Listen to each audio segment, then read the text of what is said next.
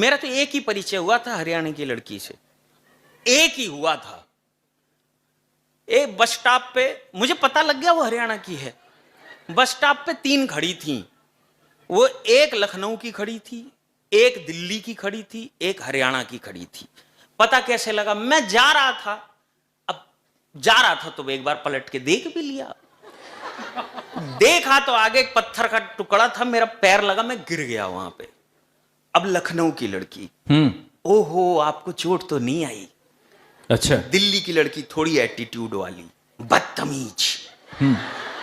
हरियाणा की लड़की और ताड़ ले अपनी बुआ ने। हम हरियाणा वाले तो तनाव लेते ही ना। एक अंग्रेज आ गया घूमन और एक अपने ताऊ का छाती लगा के बोला डू यू नो इंग्लिश? ताऊ बोले यस। नो बोला हाउ मच? नो बोला बस। फालतू बोलने नहीं ना देते। अच्छा है। एक बुढ़िया का सांप लड़ गया, बहु यूनिवर्सिटी में प्रोफेसर। बुढ़िया का सांप लड़ गया, पड़ोसन ने फोन करा, एतरी सासू का सांप लड़ गया। और वह प्रोफेसर बहु मने मन में राजी होगी। ने बोली गुंठिया का लाजरी लाग गया है, डिपार्टमेंट के हेड बड़े सख्त आदमी है, छुट्टी को दे बेबे दिखा लो। घंटे पाछे बाज के घंटी ले। बहू ने फिर फोन करा, पड़ोसन तो रहा मेरी सासू का के ज्ञान। ने बोला बेबे लीली पड़गी मर रहेगी। बहू फिर बाज के पढ़ा, नहीं सोचा 12 बजाती रिजल्ट आ लेगा। घंटे पाछे फिर फोन करया, आए मेरी सासू का के ज्ञान। पड़ोसन ने बोली पुंडरी ले गए थे, राम है डैंड बैद पा गया, जहर चूस लिया, तेरी सासू बच गई। खटोला बैठ के चाह पीन लाग रही है। और मास्टरनी बहू ने मरा माथा माथा है सारा सौदा मिलावट चाल पड़ी, ना तो पलड़े सांप रे ना पलड़ा जहर रहा। लुगाई का खसम खू गया। पड़ोसन ने लेकर थाना में गई, निबली जी मेरा पति गुम हो गया। थानेदार ने बोला उलिया बता जिसका पति गुम था। निबली जी 7 फुट का छोरा कति गोरा जमा चल था जी, खू गया जी, 7 दिन हुए, आया है कोई नहीं जी। पड़ोसन ने बोली आए झूठी मरकला सा था, कालिया सा था, जिसा बताओ ऐसा तो कौन था जिसका पति गुम था? निबली एक खू गया, जुनसा खू गया, पुलिस तो सुतरा ले आओगी। गांव के प्रधान हैं ये दरोगा जी से, जो थाने में नए दरोगा जी आते हैं तो प्रधान की दरोगा की थोड़ी ऐसे रहती है क्योंकि रोज थाने में काम पड़ता है। दरोगा जी के पास एक शानदार सा कुत्ता, वो ऐसा कुत्ता जिसको ये नहीं पता चलता किधर मुंह है इसका किधर पूंछ है। आजकल इसी तरह के कुत्ते चलते हैं। दरोगा जी कुत्ते को लेकर निकले, अजय भाई के मेडिकल स्टोर के सामने से गुजरे। अजय भाई बोले और इस गधे के साथ कहां जा रहे हो? दरोगा जी गुस्सा गए, बोले बेवकूफ है, दिखाई नहीं दे रहा है, कुत्ता है। बोले दरोगा जी आप चुप रहे, मैं तो बेचारे कुत्ते से पूछ रहा हूं। ये एक दिन मेरे पास फोन करता है, बोले मनोज भाई मेरी भैंस बीमार है। तो मैंने कहा तेरे को देख के बीमार हुई होगी। तो बोले नहीं कसम से भैंस बीमार है, कुछ जुगाड़ बताओ। तो मैंने उसको जुगाड़ बताई। मैंने कहा लेकिन एक काम, मैंने इसको एक दवा बताई। मैंने कहा उसको पीस के एक पाइप में डालना है। बोले फिर क्या भैंस के मुंह में पाइप डालना है? बोले फिर क्या पाइप मुंह से लगा के फूंक मारना है, दवा भैंस के पेट में जाएगी, भैंस ठीक। अगले ने रट लिया। 2 दिन बाद फोन आया, बोले भाई साहब मैं बहुत बीमार हूं। मैंने कहा क्या हुआ? भैंस का क्या हुआ? बोले भैंस का जो हुआ सो हुआ, मैं बहुत बीमार हूं। तो मैंने कहा क्या हुआ? दवा खिलाई थी? बोले खिलाई थी। बोले सर आपने जैसे बताया था दवा मैंने पाइप में रखी थी। मैंने कहा भैंस के मुंह में पाइप दिया था? बोले दिया था। बोले फिर दिक्कत क्या हुई? मैंने कहा फूंक मारा था। बोले बस यही गड़बड़ हो गई, फूंक मुझे मारना था, भैंस ने पहले मार दिया। रिश्ता फिक्स करा दिया। हम लोग देखने गए तो ये अमित भी वहां देखने गया। तो अब लड़की इसको देख रही है, लड़की को देख रहा, दोनों कुछ बोल ही नहीं रहे। तो मैंने बात छेड़ी, मैंने कहा ऐसा करो यार तुम दोनों लोग बैठे ही रहोगे, ये मॉडर्न जमाना है, जाओ कमरे में 2 मिनट बात करो, पूरी जिंदगी भर का मसला है, शादी होनी है। तो साहब ये कमरे में गया लड़की के साथ, वहां एक बढ़िया सी फोटो टंगी थी।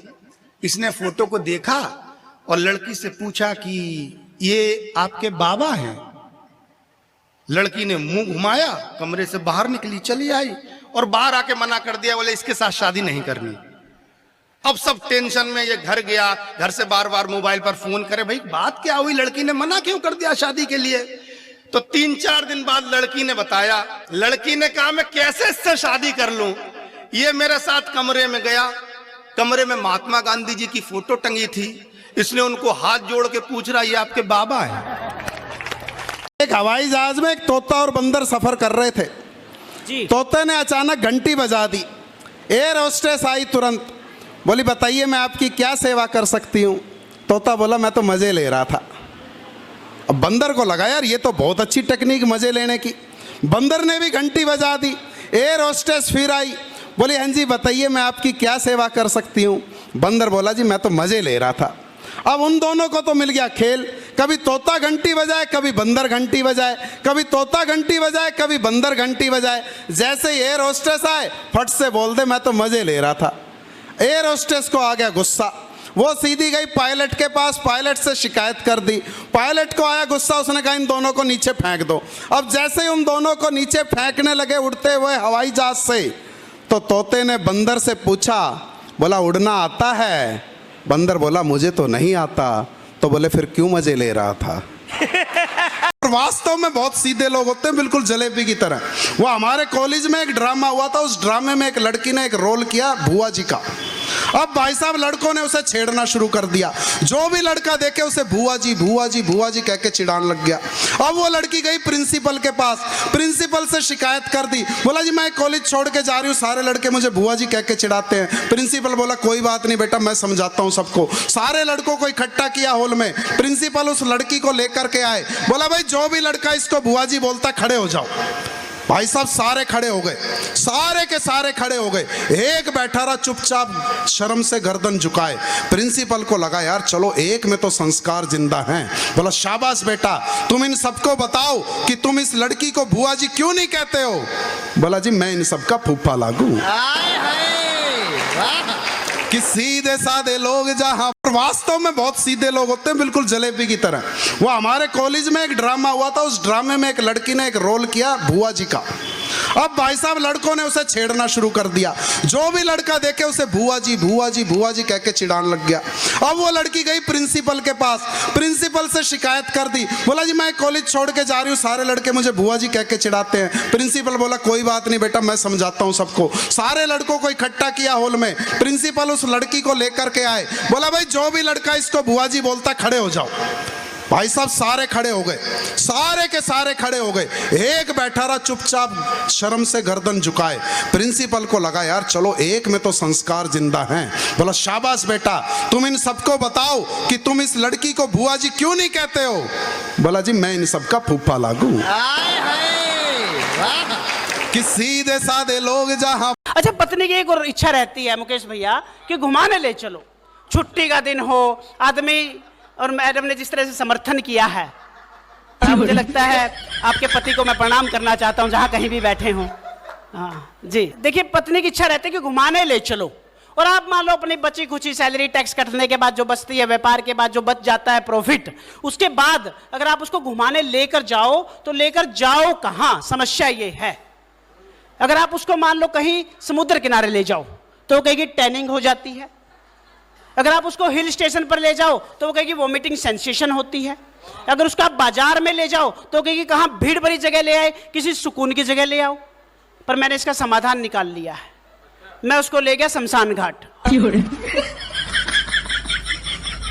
वो बोली शमशान घाट यहां क्यों लेकर आए हो। मैंने कहा पगली लोग मरते हैं यहां आने के लिए। अच्छा, पत्नी की एक और इच्छा रहती है मुकेश भैया कि घुमाने ले चलो, छुट्टी का दिन हो। आदमी और मैडम ने जिस तरह से समर्थन किया है, मुझे लगता है आपके पति को मैं प्रणाम करना चाहता हूं जहां कहीं भी बैठे हों। हाँ जी, देखिए पत्नी की इच्छा रहती है कि घुमाने ले चलो, और आप मान लो अपनी बची खुची सैलरी टैक्स कटने के बाद जो बचती है, व्यापार के बाद जो बच जाता है प्रॉफिट, उसके बाद अगर आप उसको घुमाने लेकर जाओ तो लेकर जाओ कहां, समस्या ये है। अगर आप उसको मान लो कहीं समुद्र किनारे ले जाओ तो कहेगी वोमिटिंग सेंसेशन होती है। अगर आप उसको बाजार में ले जाओ तो कहेगी वोमिटिंग सेंसेशन होती है। पर मैंने इसका समाधान निकाल लिया है, मैं उसको ले गया शमशान घाट। अच्छा, पत्नी की एक और इच्छा रहती है मुकेश भैया कि घुमाने ले चलो, छुट्टी का दिन हो। आदमी और मैडम ने जिस तरह से समर्थन किया है, मुझे लगता है आपके पति को मैं प्रणाम करना चाहता हूं जहां कहीं भी बैठे हों। हाँ जी, देखिए पत्नी की इच्छा रहती है कि घुमाने ले चलो, और आप मान लो अपनी बची खुची सैलरी टैक्स कटने के बाद जो बचती है, व्यापार के बाद जो बच जाता है प्रॉफिट, उसके बाद अगर आप उसको घुमाने लेकर जाओ तो लेकर जाओ कहां, समस्या ये है। अगर आप उसको मान लो कहीं समुद्र किनारे ले जाओ तो वो कहेगी टैनिंग हो जाती है। अगर आप उसको हिल स्टेशन पर ले जाओ तो वो कहेगी वोमिटिंग सेंसेशन होती है। अगर उसको आप बाजार में ले जाओ तो कहेगी कहाँ भीड़ भरी जगह ले आए, किसी सुकून की जगह ले आओ। पर मैंने इसका समाधान निकाल लिया है, मैं उसको ले गया शमशान घाट। वो बोली शमशान घाट यहां क्यों लेकर आए हो। मैंने कहा पगली लोग मरते हैं यहां आने के लिए।